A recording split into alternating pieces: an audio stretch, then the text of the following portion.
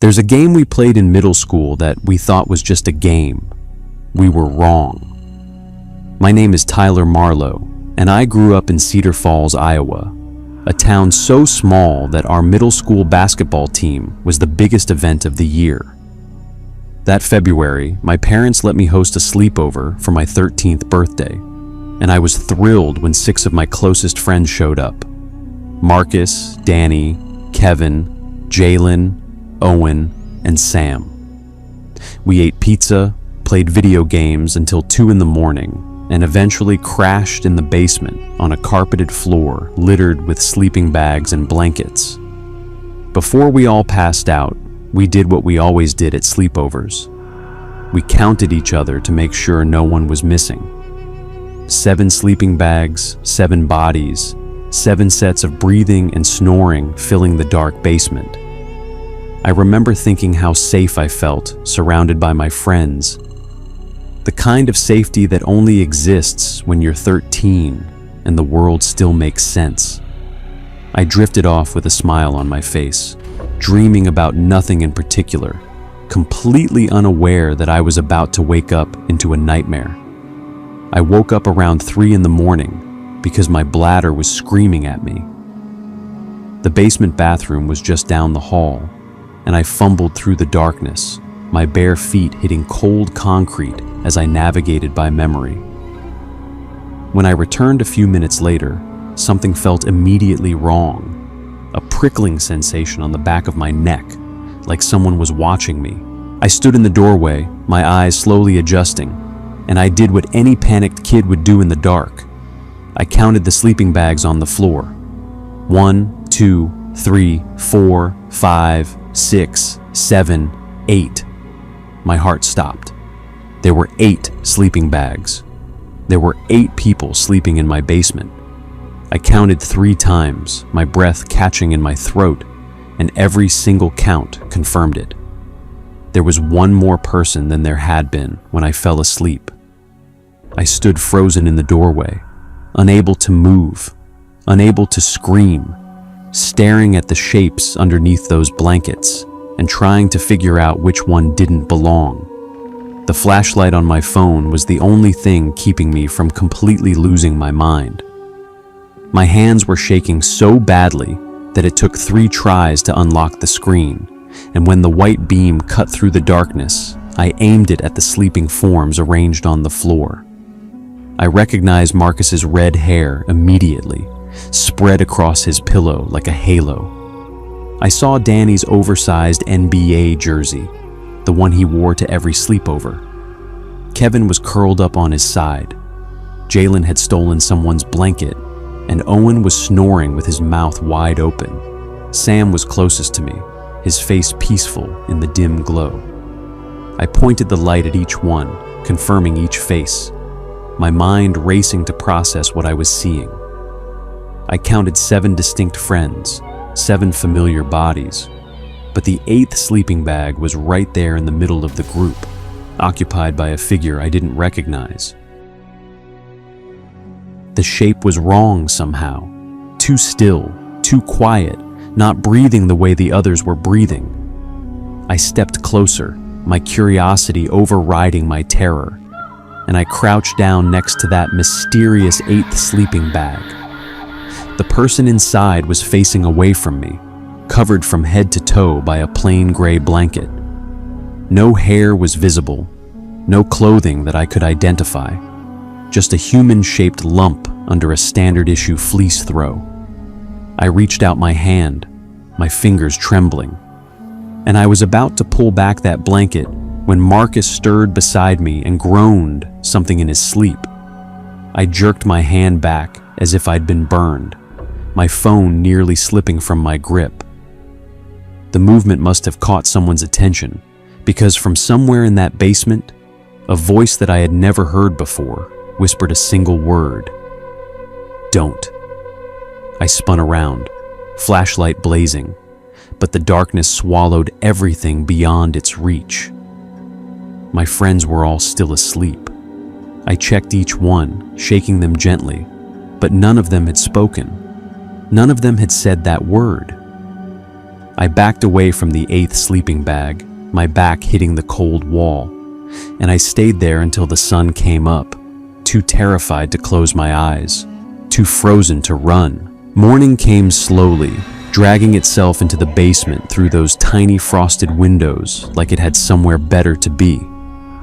I woke up with a jolt, my eyes flying open before my brain even registered what was happening. And the first thing I did was scan the floor. 7 sleeping bags, 7 bodies. The 8th one was gone, completely, utterly gone.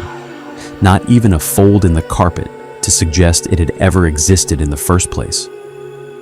Marcus was already stirring beside me, stretching his arms over his head and groaning about how his back hurt from the hardwood floor.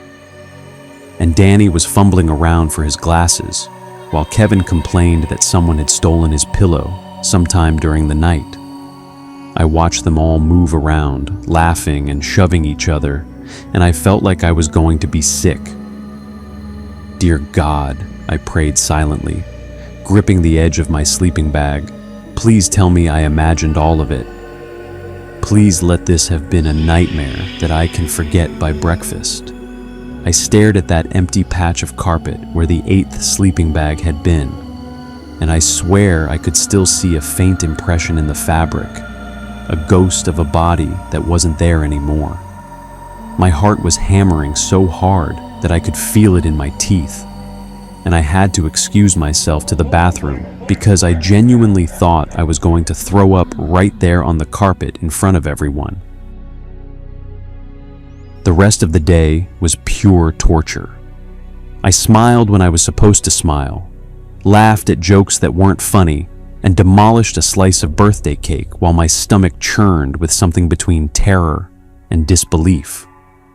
But late that afternoon, as everyone was gathering their things to head home, Sam pulled me aside near the front door with a look on his face that I'll never forget.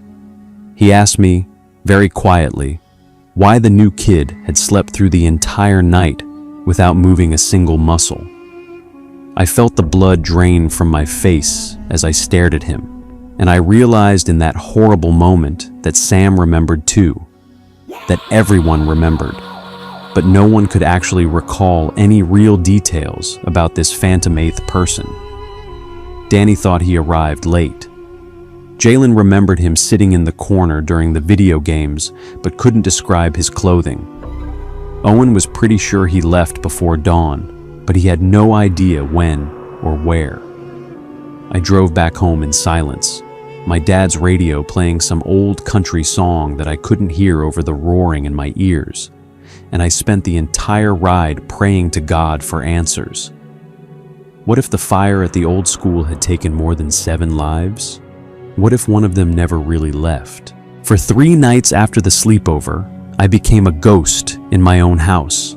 I moved into my parents' room and claimed I was having bad dreams, which technically wasn't a lie because every time I closed my eyes, I saw that gray blanket and that faceless figure in the photograph. Lord, I prayed every single night, clutching my blanket like a shield. Please just let me sleep. Please just let this be over. My mom was getting worried. She kept asking if I was eating enough, if something was wrong at school, if I needed to talk to someone. I wanted to tell her everything. But how do you explain to your mother that a ghost crashed your birthday party and now follows you down hallways at 2 a.m? I couldn't, so I just shook my head and went back to staring at the ceiling, counting the cracks in the plaster like some kind of deranged countdown. On the 4th night, my parents finally put their feet down. Dad said I was 13 years old and too old to be sleeping in their room, and Mom said enough was enough. And before I could argue, they were tucking me back into my own bed and closing my door with a firm but loving click. I lay there in the dark, my heart already racing, and I whispered one last desperate prayer to God. If you're up there, if you're listening, please just let tonight be normal. Please just let me make it until morning without losing my mind. Sometime around 2 in the morning, I woke up to the sound of footsteps in the hallway outside my bedroom door. They were slow, deliberate, and completely unmistakable, each step landing with a soft thud that echoed through the silent house like a heartbeat. I froze, every muscle in my body going rigid, and I watched my doorknob turn slowly, clicking once, twice, 3 times, as if someone was testing it from the other side. "Oh God, oh God, oh God," I chanted silently, my hands gripping my sheets so hard that my knuckles turned white. "Please don't come in, please don't come in, please don't come in." The footsteps paused for a long moment, and then they continued down the hall, moving toward my parents' bedroom. I lunged for my phone and dialed my mom's number from memory, my fingers shaking so badly that I almost dropped the thing twice. She picked up on the first ring, her voice groggy and confused, and I heard my dad's voice in the background asking what was wrong. They were in their room. They hadn't moved. The footsteps had been coming from somewhere else entirely, somewhere that wasn't human, and I spent the rest of that night sitting in the corner of my closet with every light on, bargaining with God to just let me survive until sunrise. The next morning, I found something on the kitchen table that made my blood turn to ice. Sitting in the center of an empty room, placed with eerie precision, was a plain gray blanket folded into a perfect square. It wasn't one of ours. I knew that immediately because it had no tag, no pattern, no indication of where it had come from or how it had gotten there. My mom swore she hadn't put it there. My dad insisted he hadn't seen it before. We all stood around that table, staring at that gray blanket, and none of us had a single explanation that made any sense. "Dear God," I whispered under my breath. "What is happening to us?" I reached out with trembling hands and picked it up, and as I unfolded it, something fell out and landed on the floor with a soft, almost delicate thud. It was a photograph, old and slightly yellowed at the edges, showing a group of children standing in front of a building I didn't recognize. There were 7 kids in the photo, smiling awkwardly for the camera in that old-fashioned way kids did back in the day, but in the background, barely visible in the shadows, was an 8th figure standing perfectly still. The 8th figure had no face. I dropped the photograph like it was on fire, my mind reeling, my stomach lurching, and in that horrible moment of clarity, I understood that the new kid at my sleepover wasn't just some random intruder or a prank that had gone too far. She was something that had been waiting for a very, very long time, and she had finally found exactly what she was looking for: a living person who would count her, see her, acknowledge that she existed when everyone else had forgotten. The photograph led me down a rabbit hole that I couldn't escape. I searched the internet for old news stories about Cedar Falls, looking for anything that might explain what had happened at my sleepover, and eventually I found it buried in a digitized newspaper from 1987. There had been a fire at the old Cedar Falls Middle School, the same building that had been torn down and rebuilt on the exact same spot where my school now stood. 8 students had died in that fire, trapped in the basement during a school dance. The article listed their names, their ages, the songs that were playing when the flames broke out. But there was one detail that made my stomach turn. The body of the 8th student was never found. The article theorized that she had burned completely to ash, but I stared at that sentence for a long time, my hands cold and clammy, and I understood something that no newspaper article could explain. She hadn't burned. She had waited. For nearly 40 years, she had been waiting in that basement, patient and silent, until someone finally counted wrong and let her out.